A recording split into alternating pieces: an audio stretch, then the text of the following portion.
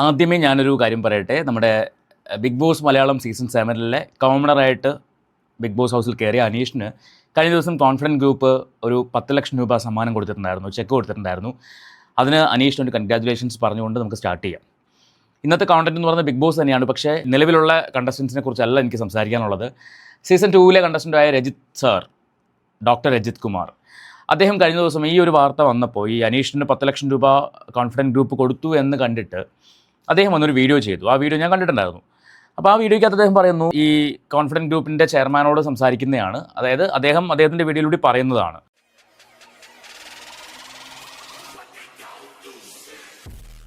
Season 2-ലെ കണ്ടസ്റ്റൻ്റായ ഞാൻ, season 2 എന്ന് പറയുന്നത് കംപ്ലീറ്റ് ചെയ്യാത്തൊരു സീസണായിരുന്നു. അതായത് പകുതി വെച്ചിട്ട് നിർത്തിപ്പോയൊരു സീസണാണ്. ഏകദേശം 75-80 ദിവസം കഴിഞ്ഞപ്പോഴേക്കും നിർത്തിപ്പോയൊരു സീസണായിരുന്നു. അതുകൊണ്ട് തന്നെ അതിനകത്ത് വിജയെ പ്രഖ്യാപിക്കേണ്ടി വന്നിട്ടുണ്ടായിരുന്നില്ല. ഈ പറയുന്ന പ്രൈസ് മണിയോ കാര്യങ്ങളൊന്നും കൊടുക്കേണ്ടി വന്നില്ല. മത്സരിച്ച മത്സരാർത്ഥികളുടെ സാലറി മാത്രം കൊടുത്താൽ മതിയായിരുന്നു. രജിത് സാറിൻ്റെ ആവശ്യം എന്ന് പറയുന്നത്, അവിടെ വളരെ ആക്റ്റീവായിട്ട് മത്സരിച്ചൊരു മത്സരാർത്ഥി, ജനശ്രദ്ധ പിടിച്ചു പറ്റിയ മത്സരാർത്ഥി എന്ന നിലയ്ക്ക് എനിക്കും ഒരു വിഹിതം തന്നിരുന്നെങ്കിൽ, എന്തെങ്കിലും 10 ലക്ഷമോ 5 ലക്ഷമൊക്കെ തന്നിരുന്നുവെങ്കിൽ എനിക്ക് ചാരിറ്റി ചെയ്യാമായിരുന്നു എന്നതായിരുന്നു രജിത് സാറിൻ്റെ ആവശ്യം. അങ്ങനെ അദ്ദേഹം വീഡിയോ ചെയ്ത് കണ്ടപ്പോൾ ഞാൻ വിചാരിച്ചു, പുള്ളിക്ക് എന്താ പറ്റിയത്? അഭിനയിക്കുന്നുണ്ട്, മറ്റ് കലാപരമായിട്ടുള്ള കാര്യങ്ങളൊക്കെ ചെയ്ത് മുന്നോട്ട് പോവുകയാണ്. ഈ ഒരു വാർത്ത കണ്ടതിൻ്റെ പേരിൽ വന്നിട്ട് ഇങ്ങനൊരു വീഡിയോ ചെയ്യേണ്ടതിൻ്റെ ആവശ്യകത ഉണ്ടായിരുന്നോ? ഇനി ഇദ്ദേഹത്തിന് കാശ് അങ്ങനെ വേണം, എനിക്ക് അങ്ങനെ ഒരു ആവശ്യമുണ്ട് എന്ന് തോന്നിയിട്ടുണ്ടെങ്കിൽ അത് കോൺഫിഡൻറ്റ് ഗ്രൂപ്പുമായിട്ട് ഡയറക്റ്റ് കോൺടാക്ട് ചെയ്താൽ പോരെ. അപ്പോൾ എന്തിനാണ് ഇങ്ങനൊരു വീഡിയോ ചെയ്തതെന്ന് ചിന്തിച്ചു. പക്ഷേ കുറേയധികം ആൾക്കാർ അദ്ദേഹത്തെ ചീത്ത പറഞ്ഞു എന്നാണ് അദ്ദേഹം ഇപ്പോൾ പറയുന്നത്. ഇപ്പോൾ ലേറ്റസ്റ്റ് ആയിട്ട് അദ്ദേഹത്തിൻ്റെ ഒരു വീഡിയോ വന്നു. ഞാൻ ചോദിച്ചത് ചാരിറ്റിക്ക് വേണ്ടിയാണ്, എൻ്റെ സ്വന്തം ആവശ്യങ്ങൾക്ക് വേണ്ടിയല്ല എന്ന രീതിക്കാണ് അദ്ദേഹം സംസാരിക്കുന്നത്.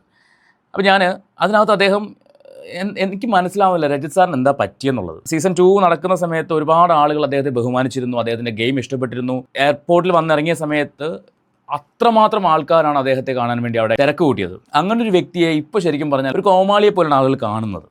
കാര്യം അമ്മാതിരി കാര്യങ്ങളാണ് അദ്ദേഹം സംസാരിക്കുന്നത് ഈ 2 ദിവസം കൊണ്ട്.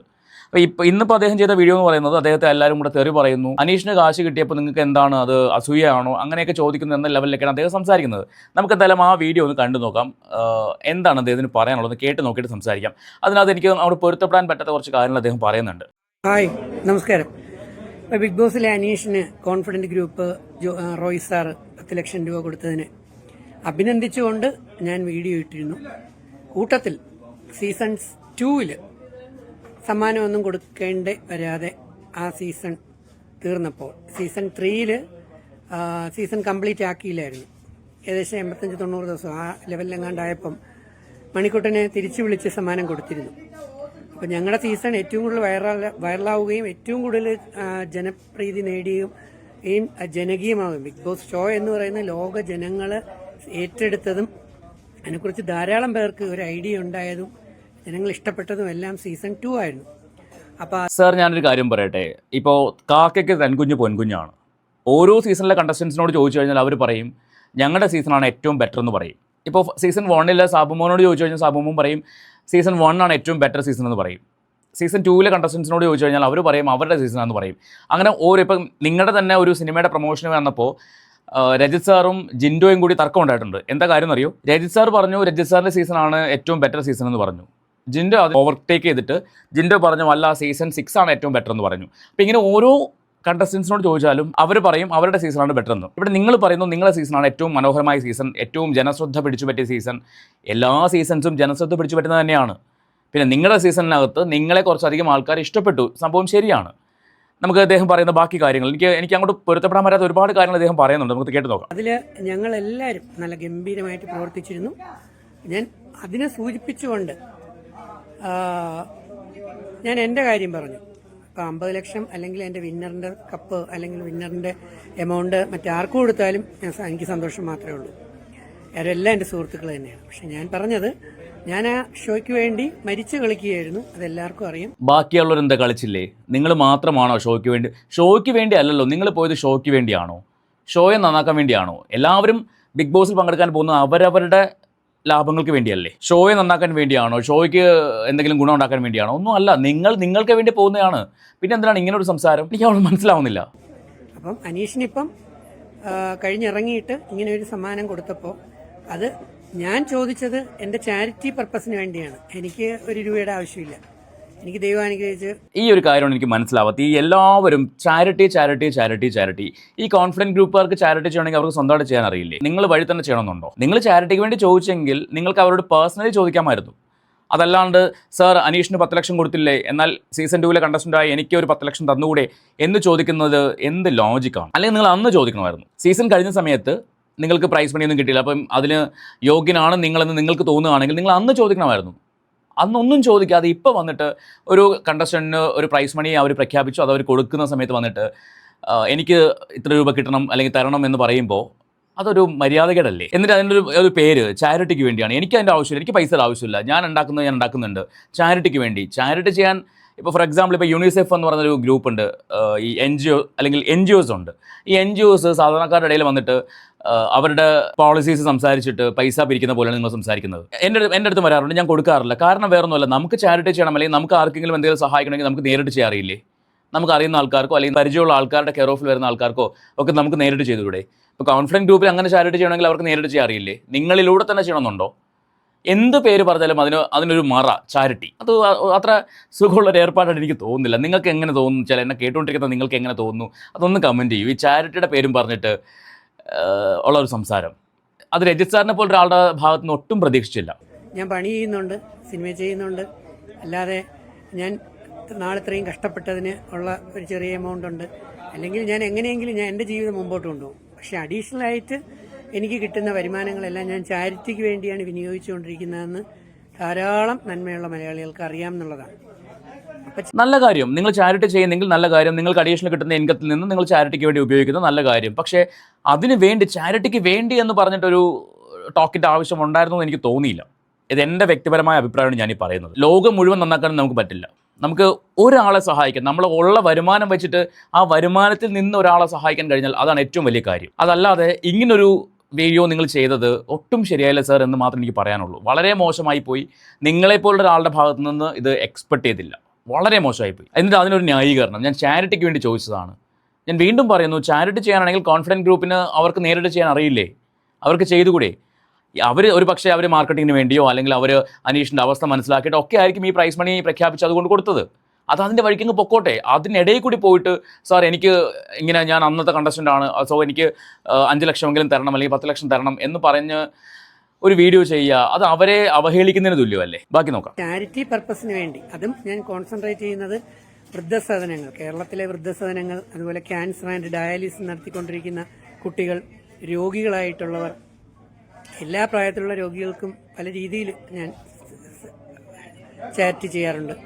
കൂടാതെ അച്ഛനില്ലാതെ അമ്മ വളർത്തുന്ന പാവപ്പെട്ട പഠിക്കാൻ മിടുക്കരായ കുട്ടികൾക്കുള്ള പഠനോപകരണം, അല്ലെങ്കിൽ അമ്മയില്ലാതെ അച്ഛൻ വളർത്തുന്ന സിംഗിൾ പാരൻ്റുള്ള ഒരു ചൈൽഡിനുള്ള ഒക്കെ ചെയ്തു വരുന്നതാണ്.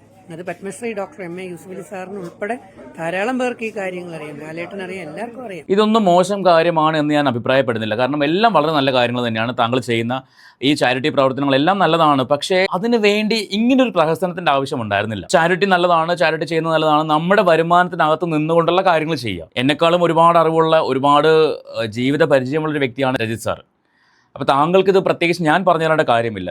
ശരിക്കും നമ്മൾ സ്വയം ഒരു പരിഹാസപാത്രമാവാതിരിക്കുക. താങ്കൾ പറയുമായിരിക്കും സൊസൈറ്റി എന്നെ എങ്ങനെ കണ്ടാലും എനിക്ക് പ്രശ്നമില്ലെന്ന് പറയുമായിരിക്കും. പക്ഷേ നമ്മൾ പുറത്തിറങ്ങി നടക്കുമ്പോഴേക്കും ആളുകൾ നമ്മളെ നോക്കി ചിരിക്കേണ്ട ഒരു അവസ്ഥ ഉണ്ടാക്കി വയ്ക്കരുത്. താങ്കളെ ബഹുമാനിക്കുന്ന ഒരു കൂട്ടം ആൾക്കാരുണ്ട്. പക്ഷേ ഈ ഒരു സാധനം കണ്ടപ്പോൾ എനിക്കെന്തോ, ഞാൻ വിചാരിച്ചു എന്താണ് ഇദ്ദേഹം പറയുന്നത്? ഒരു സാമാന്യ ബോധം വേണ്ടേ? അപ്പോൾ അതുകൊണ്ട് Padmashri doctor M.A. Yusuffali sir കഴിഞ്ഞ 8 വർഷം കൊണ്ട് എനിക്ക് 50,000 രൂപ വെച്ച് റംസാൻ നാളിൽ തരുമായിരുന്നു. ഇപ്പോൾ അത് എനിക്ക് 1 ലക്ഷം രൂപയായിട്ട് തരുന്നു. അതെല്ലാം തന്നെ ഞാൻ അർഹർക്ക് കൊണ്ട് കൊടുക്കുന്നു. ചിലത് ഞാൻ വീഡിയോ എടുത്തിട്ടും ഫോട്ടോ എടുത്തിട്ടിടുന്നു. ചിലർക്ക് ഇത് വാങ്ങുന്നത് ഫോട്ടോ എടുക്കുന്നതോ ഒന്നും താല്പര്യമില്ല. ഇപ്പോൾ റോയ് സാർ 10 ലക്ഷം രൂപ കൊടുത്തപ്പോൾ ന്യൂസ് മീഡിയ അല്ലെങ്കിൽ സോഷ്യൽ മീഡിയ മുഴുവൻ അത് കവറായി എല്ലാവരിലും എത്തി. അത് നല്ല കാര്യം തന്നെയാണ്. കാരണം കൂടുതൽ പേർക്ക് ഇതുപോലെ കൊടുക്കാനുള്ള മനസ്സുണ്ടാകും. അല്ലാതെ ഇത് നമ്മൾ ചാരിറ്റി ചെയ്യുമ്പോൾ വീഡിയോ ഇട്ടു എന്ന് പറഞ്ഞ് കുറേ തെറി പറയുക, അല്ലെങ്കിൽ നമ്മൾ ചാരിറ്റിക്ക് വേണ്ടി എന്തെങ്കിലും എമൗണ്ട് കിട്ടിയാൽ അർഹതയുള്ള പണമാണ്. ബിഗ് ബോസ് സീസൺ 2 ആ ഷോയെ ജനകീയമാക്കാൻ വേണ്ടി, വിജയിപ്പിക്കാൻ വേണ്ടി 70 ദിവസം ഞാൻ മാട് പോലെ പണി ചെയ്തപ്പോൾ എനിക്ക് അഡീഷണൽ ആയിട്ട് എന്തെങ്കിലും എമൗണ്ട് കിട്ടുകയാണെങ്കിൽ അന്ന് അതിൽ ഏറ്റവും ചെറിയൊരു റെമ്യൂണറേഷനാണ് എനിക്കുണ്ടായിരുന്നത്. ബാക്കി അഡീഷണൽ ആയിട്ട് ഇതുപോലെ കോൺഫിഡൻറ്റ് ഗ്രൂപ്പിൽ നിന്ന് അല്ലെങ്കിൽ അത് അർഹത അങ്ങനെ ഉള്ള അധികാരികളിൽ നിന്ന് എന്തെങ്കിലും ഒരു എമൗണ്ട് പോലെ കിട്ടുകയാണെങ്കിൽ അത് എൻ്റെ ചാരിറ്റി പർപ്പസിന് കൂടുതൽ ചെയ്യാമല്ലോ. അല്ല, ഞാൻ പിരിച്ച് ചാരിറ്റി ചെയ്യാറില്ല. എന്തിനു വേണ്ടി തരണം? 70 ദിവസം നിങ്ങൾ മാട് പോലെ പണിയെടുത്തെങ്കിൽ നിങ്ങൾ മാത്രമല്ല, അവിടെ 25 കണ്ടസ്റ്റൻസ് ഉണ്ടെങ്കിൽ അതിൽ ഓരോ ആഴ്ചയും ഓരോരുത്തർ പോയാൽ പോലും നിങ്ങളുടെ ഒപ്പം ഉണ്ടായിരുന്ന എല്ലാവരും അവിടെ മാട് പോലെയും പോത്ത് പോലെയൊക്കെ പണിയെടുത്ത ആൾക്കാർ തന്നെയാണ്. അപ്പം നിങ്ങൾക്ക് മാത്രമായിട്ട് ഒരു എമൗണ്ട് തരിക എന്ന് പറയുന്നത് ന്യായമാണോ അത്? നിങ്ങൾ അവിടെ ജനശ്രദ്ധ പിടിച്ചു പറ്റിയൊരു കണ്ടസ്റ്റൻ്റ് ആയിരിക്കും. പക്ഷേ നിങ്ങൾ മാത്രമല്ല അവിടെ ഈ പറഞ്ഞ മാട് പോലെയും പോത്ത് പോലെയും പണിയെടുത്തത്. അവിടെ എല്ലാവരും പണിയെടുത്ത ആൾക്കാർ തന്നെയാണ്. പിന്നെ ഈ 70 ദിവസം നിങ്ങളവിടെ നിന്നെങ്കിൽ ആ 70 ദിവസത്തിനുള്ള കാശ് എണ്ണി മേടിച്ചില്ലേ? അതോ വെറുതെ കാശില്ലാണ്ട് കൂലി ഇല്ലാണ്ടാണോ പണിയെടുത്തത്? ഈ മാട് പോലെ പണിയെടുത്തത് പൈസ ഇല്ലാതെയാണോ? ഒന്നും അല്ലല്ലോ. കാശ് തന്നിട്ടില്ലേ പണിയെടുപ്പിച്ചത്. ആ സീസൺ അൺഫോർച്ചുനേറ്റ്ലി സ്റ്റോപ്പ് ചെയ്യേണ്ടി വന്നു. ഇല്ലെങ്കിൽ ഒരു പക്ഷേ ആ സീസണിലെ വിന്നർ ചിലപ്പോൾ നിങ്ങളാകുമായിരിക്കാം. ആകും എന്ന് ഞാൻ പറയുന്നില്ല, ആയിരിക്കാം. അപ്പോൾ അതിൻ്റെ പേരിൽ ഇപ്പോൾ വന്നിങ്ങനെ ബാർഗെയിൻ ചെയ്യുക, അല്ലെങ്കിൽ എനിക്ക് തന്നാൽ ഒരുതരം ഒട്ടും ശരിയായില്ല സർ. ഒട്ടും എനിക്കത് വീണ്ടും പറയേണ്ടി വന്നതിൽ വിഷമമുണ്ട്. ഒട്ടും ശരിയായില്ല. ഇപ്പോൾ അനീഷ് എന്ന് പറയുന്നൊരു കോമണർ ആദ്യമായിട്ട് ബിഗ് ബോസ് ചരിത്രത്തിൽ ആദ്യമായിട്ടാണ് ഒരു കോമണർക്ക് ഇങ്ങനെ ഒരു പ്രൈസ് മണി കൊടുക്കുന്നത്. അതും ഷോ കഴിഞ്ഞ് ഇത്രയും ദിവസങ്ങൾക്ക് ശേഷം. അതിന് പുറകിൽ ഒരുപാട് കാരണങ്ങളുണ്ടാവാം. ഞാൻ ആ കാരണങ്ങളിലേക്കൊന്നും പോകുന്നില്ല. പക്ഷേ താങ്കളെപ്പോലെ ഒരാൾ ഇങ്ങനെ വന്നിട്ട് എനിക്കത് തന്നാൽ കൊള്ളാമായിരുന്നു, അത് ചാരിറ്റിക്ക് അതിനൊരു പേര് വിട്ടു, ചാരിറ്റിക്ക് വേണ്ടി. പിന്നെ താങ്കളെ തെറി പറയുന്നത് അതിനോടൊന്നും എനിക്ക് യോജിപ്പില്ല. ഇതിന്റെ പേരിൽ താങ്കളെ തെറി പറയുന്ന ആൾക്കാരോടൊന്നും ഞാൻ യോജിക്കുന്നില്ല. പക്ഷേ ഡോക്ടർ രജിത് കുമാറിനെ പോലെ ഒരാൾ ഒരിക്കലും ഇത് ചെയ്യാൻ പാടില്ലായിരുന്നു. ഞാൻ റെസിപ്റ്റ് അടിച്ച് പിരിച്ച് ചാരിറ്റി എല്ലാവരുടെയും പിരിച്ചിട്ട് കുറേ പേര് അങ്ങനെ ചാറ്റ് ചെയ്യാറുണ്ട്. പിരിച്ചിട്ട് മറ്റുള്ളവർക്ക് കൊടുക്കുക. ഞാൻ അങ്ങനെയല്ല ചെയ്യുക. ഞാൻ പണിയെടുത്തുണ്ടാക്കുന്ന പൈസയാണ് ചാരിറ്റിക്ക് വേണ്ടി വിനിയോഗിക്കുന്നത്. അത് അവാർഡും അംഗീകാരങ്ങളൊന്നും ആഗ്രഹിച്ചെന്നുള്ള എൻ്റെ സംതൃപ്തി അത്രേ ഉള്ളൂ. അപ്പം അങ്ങനെ എന്തെങ്കിലും കിട്ടുകയാണെങ്കിൽ അത് ചാരിറ്റി പർപ്പസിന് ഉപയോഗിക്കാമല്ലോ എന്ന് വിചാരിച്ചാണ് ആ വീഡിയോടൊപ്പം ഞാൻ. MA യൂസഫ് അലി 50,000 ആയിരുന്നത് ഇപ്പോൾ 1 ലക്ഷം രൂപയായിട്ട് വർഷം കൊടുക്കുന്നുണ്ട്. മറ്റ് പല മേഖലകളിൽ നിന്നും കിട്ടുന്നുണ്ടാവാം. ഉള്ളത് വെച്ച് ചെയ്താൽ മതിയെന്നേ, പറ്റുന്ന പോലെ ചെയ്താൽ മതി. നിങ്ങൾ ചാരിറ്റി ചെയ്താൽ മാത്രമേ ഈ ലോകം നന്നാകൂ എന്നൊന്നുമില്ല. നമുക്ക് ഒരാൾക്ക് ഒരു രൂപ കൊടുത്ത് സഹായിക്കാൻ പറ്റിയാൽ അതാണ് ഏറ്റവും വലിയ കാര്യം. എനിക്കറിയുന്നൊരു സുഹൃത്തുണ്ട്, അനസ് പാനാവളി എന്നാണ് പേര് അദ്ദേഹത്തിൻ്റെ. അദ്ദേഹം ഒരു ഓട്ടോ ഡ്രൈവറാണ്. ഞാനിപ്പോൾ അതൊരു സൂചിപ്പിച്ച് പോവാണ്. അദ്ദേഹം ഒരു ഓട്ടോ ഡ്രൈവറാണ്. കഴിഞ്ഞ എത്രയോ വർഷങ്ങളായിട്ട് തെരുവിൽ അലയുന്ന ആൾക്കാർക്ക് അദ്ദേഹം ഭക്ഷണം കൊടുക്കുന്നുണ്ട്. അദ്ദേഹത്തിൻ്റെ വരുമാനത്തിൽ നിന്നും അദ്ദേഹത്തിന് ആരെങ്കിലുമൊക്കെ സഹായിച്ചാൽ അത് വാങ്ങിച്ചിട്ട് അദ്ദേഹം ചെയ്യുന്നുണ്ട്. വേനൽക്കാലത്ത് റോഡിൽ നിൽക്കുന്ന ട്രാഫിക് പോലീസുകാർക്കും അതുപോലെ തന്നെ മറ്റ് വെള്ളത്തിന് വേണ്ടി ബുദ്ധിമുട്ടുന്ന ആൾക്കാർക്കും കുടിവെള്ളം എത്തിക്കുന്നുണ്ട് അദ്ദേഹം. മിനറൽ വാട്ടർ ബോട്ടിൽ വാങ്ങിച്ച് അദ്ദേഹത്തിന് വണ്ടിയിലിട്ടിട്ട് പോകുന്ന വഴിക്കെല്ലാം അദ്ദേഹം ഡിസ്ട്രിബ്യൂട്ട് ചെയ്യുന്നുണ്ട്. ഓണക്കാലം വരുമ്പോഴേക്കും വൃദ്ധരായ ആൾക്കാർക്ക് വസ്ത്രം എടുത്തു കൊടുക്കുന്നുണ്ട്. അദ്ദേഹത്തിന്റെ വരുമാനത്തിൽ നിന്നാണ് അദ്ദേഹം ചെയ്യുന്നത്. അദ്ദേഹം ഒരാളുടെ മുന്നിൽ അനാവശ്യമായിട്ട് കൈനീട്ടാൻ പോകാറില്ല. എനിക്ക് ഇവിടെ ഇന്ന പോലെ കിട്ടണം, അവിടെ കിട്ടണം എന്ന് പറയും ഇതുവരെയും എവിടെയും പോയിട്ടില്ല. എനിക്ക് അദ്ദേഹത്തോടൊക്കെ റെസ്പെക്ട് ആണ് തോന്നുന്നത്. ഓട്ടോ ഓടിക്കുന്ന ഒരാൾക്ക് ഒരു ദിവസം എത്ര രൂപ വരുമാനം കിട്ടും നിങ്ങൾക്ക് ഊഹിക്കാൻ പറ്റും. അങ്ങനെയുള്ളൊരു വ്യക്തി അദ്ദേഹത്തിന്റെ വരുമാനത്തിൽ നിന്നും മാറ്റിവെക്കുന്ന ചെറിയ തുകയിൽ നിന്ന് ദിവസവും കുറച്ചു പേർക്കെങ്കിലും ഭക്ഷണം കൊടുക്കാൻ അദ്ദേഹം ശ്രമിക്കുന്നുണ്ട്. അതും ചാരിറ്റി അല്ലേ? അങ്ങനെ ചെയ്യുന്ന ആൾക്കാരുണ്ട്. നിങ്ങളിവിടെ ലക്ഷങ്ങളുടെ കാര്യം പറയുമ്പോൾ അവിടെ ഒരു നേരത്തെ ആഹാരത്തിന് ഗതിയില്ലാത്ത ആൾക്കാർക്ക് കൊടുക്കുന്ന കാര്യമാണ് പറയുന്നത്. ചാരിറ്റി നമുക്ക് ഉള്ളത് വെച്ച് ചെയ്യാം, അല്ലാണ്ട് വലിയ രീതിയിൽ ചെയ്യണമെന്ന് ആരും ആവശ്യപ്പെടുന്നില്ല. നിങ്ങൾ ഇവിടെ ഈ ഒരു കാണിച്ചത് വളരെ മോശമായി പോയി എന്ന് മാത്രമേ എനിക്ക് പറയാനുള്ളൂ. സോ എന്നെ കേട്ടുകൊണ്ടിരിക്കുന്ന നിങ്ങളുടെ അഭിപ്രായം എന്താ വെച്ചാൽ നിങ്ങൾ കമൻറ്റ് ചെയ്യുക. നമുക്ക് മറ്റൊരു വീഡിയോ ആയിട്ട് വീണ്ടും കാണാം.